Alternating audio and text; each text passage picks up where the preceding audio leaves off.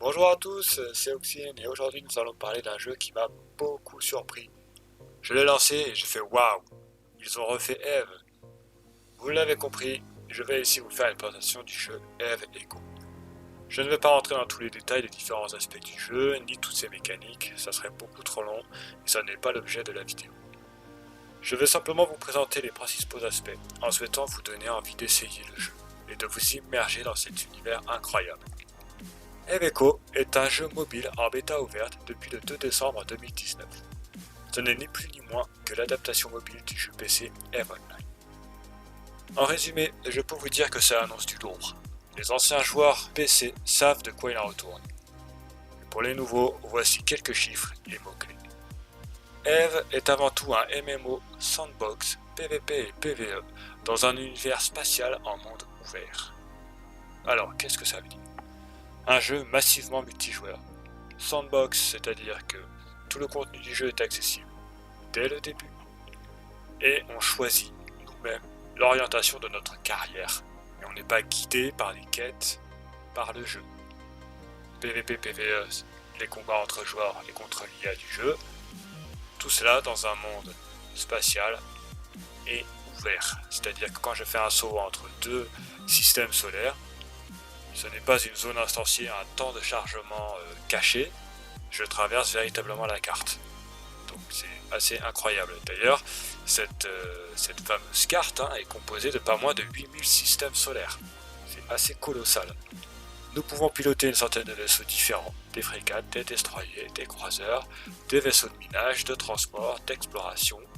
Tout ceci laisse présager une variété de gameplay très grande.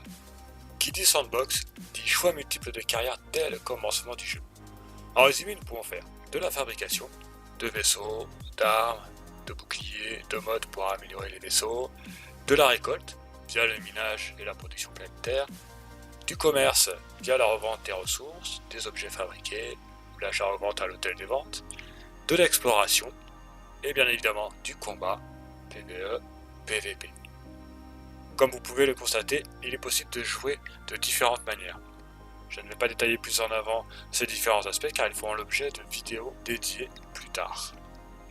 Le principe du jeu est que nous incarnons un capsuleur qui débute sa vie dans New Eden.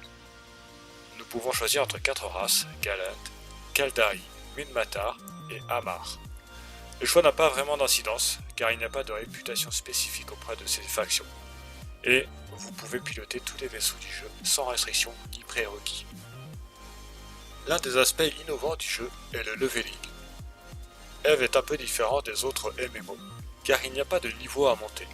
Ici, pas besoin d'être niveau 180 pour enfin avoir accès à tout le jeu. Non, ici, vous avez accès à tout dès le début. La seule restriction sera votre niveau de compétence, ce qu'on appelle les skills. Les skills sont des compétences à monter.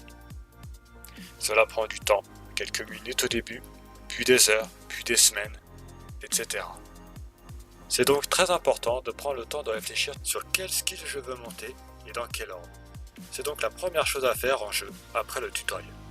Je vais d'ailleurs faire une vidéo sur ce point pour expliquer les différentes mécaniques. Fort heureusement, les skills progressent même lorsque nous sommes déconnectés. Je trouve que c'est une force de ce jeu, surtout aujourd'hui où la plupart des joueurs veulent faire cohabiter leur vie quotidienne et le plaisir du jeu vidéo. Dans Eve, les joueurs peuvent se réunir en corporation. Attention, il y a des skills à monter, pensez-y. Cela permet de jouer en groupe, avoir de l'aide si besoin, et aussi accéder à du contenu difficilement accessible seul. Corporations peuvent être alliées ou ennemies, ce qui peut donner lieu à de charmants événements PvP. Pour rappel, le jeu est en bêta, et donc toutes les mécaniques ne sont pas encore implémentées. Mais les développeurs sont réactifs et travaillent dur à la correction des bugs et à l'ajout de nouvelles mécaniques. Une petite précision tout de même, le jeu est en anglais. Alors je sais que ça en rebute beaucoup, mais ça n'est pas non plus insurmontable. C'est aussi ce qui m'a motivé à faire cette série de vidéos sur Eve Echo. Je souhaite faire connaître ce jeu à la communauté française, lui donner les clés de compréhension des mécaniques du jeu et des astuces pour passer outre la barrière de la langue. Pour ma part, je joue sur BlueStack pour de meilleures qualités de vidéo et sur tablette, une table S3. Vous voyez, c'est pas très récent, on est rendu à la S6 maintenant et ça tourne très bien. Donc ce jeu est relativement accessible. Je suis incroyablement surpris par les graphismes et la profondeur du gameplay que les développeurs ont réussi à implémenter. C'est un bon air de nostalgie. Je trouve que c'est une réussite. Je vous remercie d'avoir suivi cette vidéo de présentation de Eve Echo. Pour suivre d'autres vidéos qui expliqueront plus en détail les mécaniques de gameplay et les différents aspects du jeu. J'espère vous avoir donné envie de tester le jeu. N'ayez pas peur, lancez-vous. Sur ce, amis capsuleurs, je vous dis à bientôt pour de nouvelles vidéos.